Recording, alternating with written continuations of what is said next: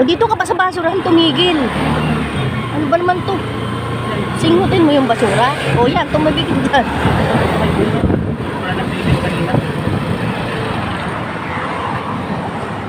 Bakit may basura?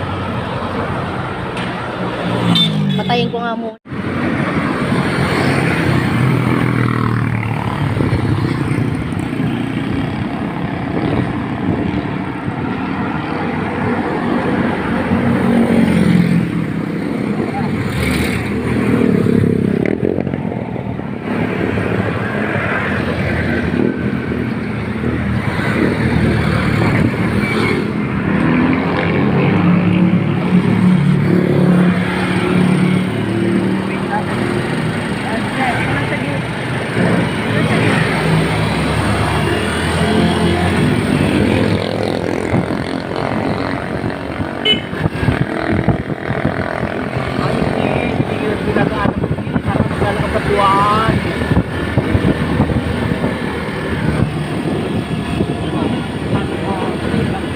Alerto ang mata mo pag gaganyan.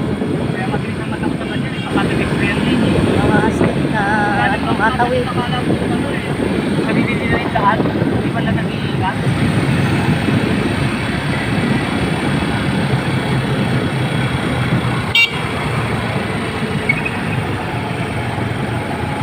Lalo na dito sa industriya ng Matay, maraming estudyante yan ha. Ay, hindi ito kayo makakulat, baka dyan ako nakakagalakan. Ang pantay minsan dyan si Alan, yung kaibigan ko. Alamin sa akin na Alan, hindi na ko mo, diretso na.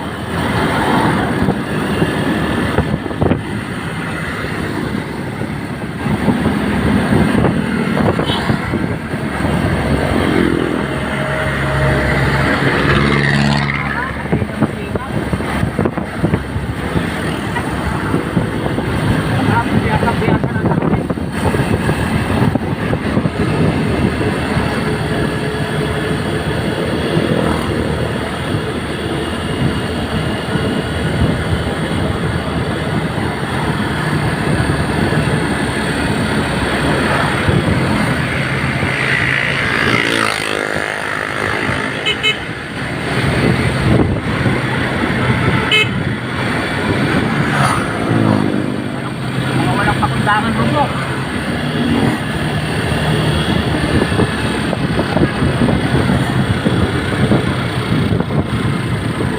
Walang pakundangan mo. O, yun na. Ay, bilisan mo. Ang motor. Ay, oh, ang layo. Akala mo Diyos lang me, nag-aalalay na nga siya eh. Ano ba ito? Hintay mo pa yung marami?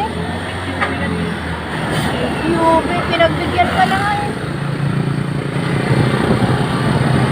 Ang layo nun daw. Dito naman. Oh, Ay, ay, bigap. ikaw ang una. Bakit? Kung ano, mahirap ka ng upuan doon kay ate, hinihiraman namin. Pagdating nila, Ay, ikaw ang mag-yun. Hindi ko kilala yan. ikaw ang ako na ate. Tapos ibabalik ko sa kanya. Siyempre, hindi ka lang dito. Ang aga ko naman, mukha naman ako dito. Hindi, okay lang yun. At least, madali kang maisasalang. Sinabi ko na kay Ma'am Pin yun, invite kita.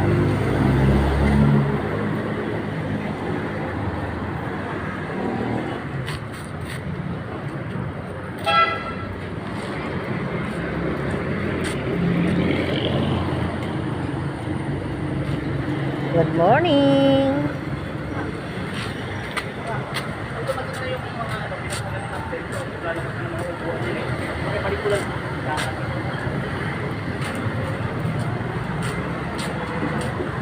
Ah, Oh, bus na ako.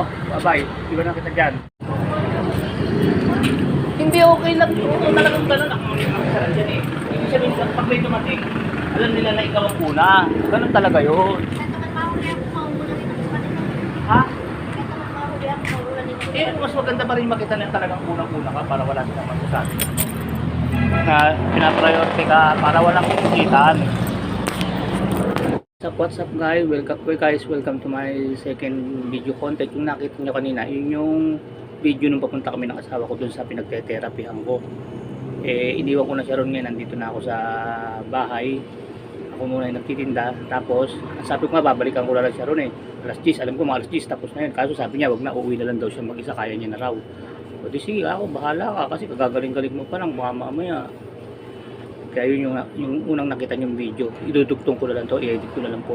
Ngayon, ang ginagawa ko habang nagtitinda, tapos ko na yung gawain. Kasi sabi niya, pag uwi mo, magano ka na ha, bumili ka na ng ulam at magsaing ka na. Kasi nga yung bunso ko siyempre, para pagdating nun, natutulog agad eh, para pag nagising siya, may kakainin. Bumili ko ng tilapia, yung kalahati, yun, natapos ko na, pinaksiw ko na, tapos ipipirito, tinabi ko muna. Kasi maganda sa bagong prito pagkakainin. Pagka tumayo na siya, pagpipirito ko na siya para mainit ang kakainin niya. Yung tilapia kahit naman malamig, ay yung paksiw kahit naman malamig, okay lang yun eh. Nilagyan ko po siya ng mga gulay.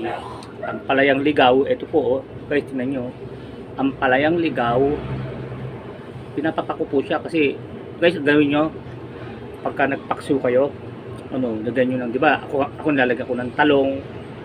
Panghuli na yung nilalagay ko yung una, papaksiwin ko muna, pasisingawin ko muna yung tatanggalin ko takip kasi para sumingaw yung asim nun eh. Pag sumisingaw-singaw ganun yun, magsasakto lasa nun, mawawala yung sobrang asim ng suka.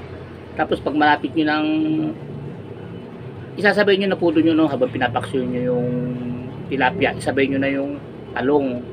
O kaya paunahin nyo muna ng kahit mga 10 minutes yung talong.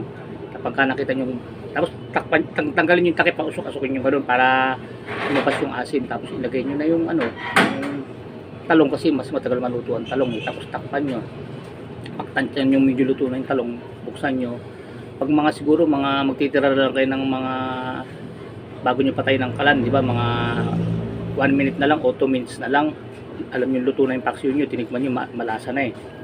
Kumbaga papatayin nyo na siya, parang pahabulin. Saka nyo ilagay yung yung panghuli lang yung okra at saka yung yung ampalayang ligaw. Huwag nyo isasama sa pakuluto kasi papait pag sinabay nyo to. Yung paghahanguin nyo na, so, siguro mga 1 minute na lang hahanguin nyo, ilagay nyo yung okra at saka itong ampalayang ligaw.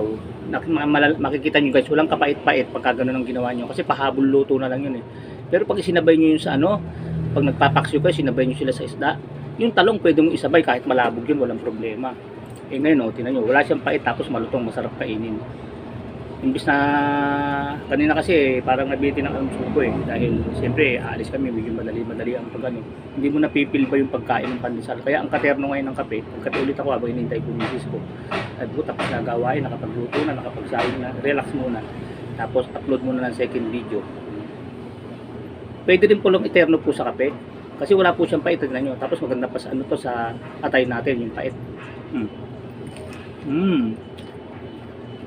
Malutong, walang pait.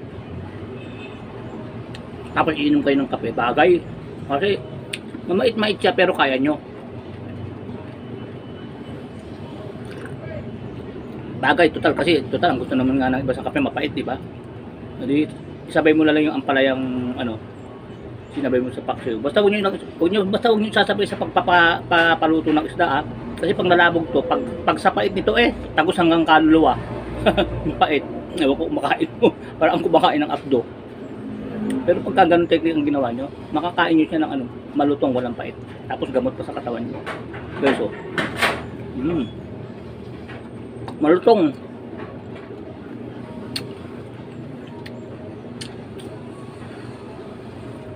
Sabay nyo sa kape. Kinuha ko na yung 3 piraso binili kong ganito eh. Hinati ko sa gitna kaya bali lumabas na 6 lang. Kasi tingnan nyo, yung ampalayang ligaw. Kahit nga ampalayang ligaw lang siya, ang mahal na rin eh. Ang mahal ng gulay ngayon, naglagay lang ko ng gulay. Sipin yung gulay ko, mabot ng 75. Yung tilapia, 140 ang 1 kilo. Tapos yung gulay, 75. Ang bira ka ako gulay lang eh. Di ba dati, halimbawa pagka gumastos ka ng pagkapaksiw, di ba, halimbawa 100 ng paksiw, yung panggulay mo 20 lang, pwede na, di ba? Kumbaga para pang ano mo lang yun, para lang magandang tingnan, may kasabang gulay yung paksiw. Abay ngayon parang ang halaga yan, parang yung 1 kilong tilapia na rin, konti na lang eh. Isipin mo 70, ay hindi pala 75, 78 kasi sinamahan ko pa pala ng ano, siyempre bumili pa ako ng sibuyas at bawang. Kung nagpaksiw ka, 140 yung tilapia, tapos 78 yung gulay. Hinati ko po yung tilapyang malalaking ganyan, siguro 4 na piraso yung lalaki. Hinati ko sa gitna. Kasi yung ulo yung ipinaksiw ko, tapos ipiprito ko yung mga buntot. Kasi gusto ng anak ko yung parting buntot para hindi matinig. Yun na ipiprito ko sa kanya mamaya pagkagising niya, para mainit pa ulam niya. Pagka gano'n kasi kumakain yung anak ko pagka yung mga prito-pritong tilapia. Kasi nangyayari minsan, bibili kami ng maliliit na isda, papaksin namin, tapos bibilihan namin siya minsan kundi baboy, manok, bukod pa ulam niya. Kung tilapia, kumakain naman siya, basta yung buhay lang, tsaka yung medyo malalaki, tsaka huwag yung masyadong medyo maliliit na gano'n, kasi pagka medyo maliit, sinasabi ako ng misis ko, huwag kang bibili ng ganyan, baka nahuhuli lang doon sa may ilog sa may tulay ng Subican, tsaka sa may tulay ng SBMA, di ba, ang dami nagagano'n. Subukan niyo po mga guys, dumaan kayo doon sa pagpapasok ng tulay ng SBMA sa gate, yung doon sa main gate, tapos dubungan kayo sandali ganyan sa may ilog, makikita niyo yung mga tilapia, nagagano'n na, ang dami dami na huhuling tilapia doon. Minsan hindi natin alam, baka yun na nabibili natin mga buhay, yung medyo maliliit. Pero pag medyo malalaki na, hindi na po, mga cultured na talaga yun, alaga na talaga yun. Kaya medyo may phobia kami sa maliliit na tilapia baka huli lang doon sa tulay ng Subic Pero wala naman problema, basta ba malinis ang kinakain. Dati naman talaga nabubuhay lang naman ng mga isda sa dagat, tapos diretso ng ilog, di ba? Tapos bandang huli, inalagaan na lang, gumawa ng mga palaisdaan. Kaya lang tayo nag-aalala kasi hindi natin alam kung ano kinakain nila doon sa ilog, dahil nga sa mga tao na rin na minsan mga hindi marunong mag-alaga ng kalikasan kung ano-ano tinatapon sa ilog. Kaya natatakot tayong pagka yung isda galing sa ganun, baka marunong nakain. Hindi kagaya ng culture, syempre sigurado tayo pag palaisdaan, pinapakain ng pigs. Pero minsan sa pigs hindi rin naman malinis pinapakain din tain ng tain ng manok. Di ba? Ganun yung pagkain ng yung pinatuyong tain ng, kaya nga pag may alaga kang may alaga kang manok, nagpo-poultry ka, binibili yung tain nun ipunin mo lang, patuyuin mo pinapakain kasi sa tilapia yun Kaya kung isipin mo, pareho lang Pero di bale, talagang ganun wala tayong magagawa, yun ang pagkain nila. Kasi pigs din yun tirain ng manok na yun pigs din na tuyo. So, di ba? Pero parang mas sure nga naman yun kaysa yung sa ilog na hindi natin alam kung ano yung pinagtatapon doon na kinain ng isda.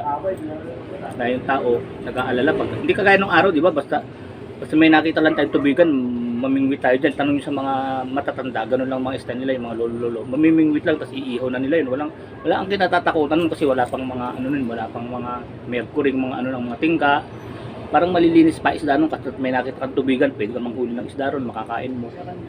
Yung delikado na kailangan sisiguraduhin mong cultured yung tilapia, yung inalagaan talaga ng maayos sa palaisdaan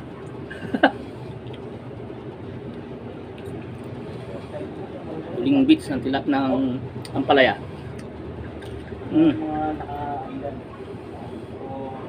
Medyo nalabog na nga rin itong isang to. Huwag malalabog kasi pag may nalabog, papait Kaya kailangan yung huling 2 minutes na lang pagka yung hahanguin mo. Pag 2 minutes na takpan mo, tapos patay mo na yung kalan. Huwag mo papakuluan ng matagal. Pinakuluan mo ng tagal, di mo makakain tong ampalaya na to. Susumpa mo yung bunga na to pagka pinakuluan mo ng matagal. Hindi mo makakain. Parang apdo. Pagka ganun lang, parang na-steam lang siya, wala pa siyang pait, makakain mo. Although may pait siya, pero hindi mo malalasahan, mapupunta na lang sa bituka mo. Makakatulong sa katawan mo kasi nakain mo siya, hindi mo nalasahan ng pait. Kasi maganda yung pait sa natin, mga panlinis ng natin yun, ng atay, ng kidney, panglinis ng mga organs natin. Saka pampamointain din ng natin, ng glucose, sa sugar. Sa mga diabetic na kagaya ko, maganda to yung ampalaya.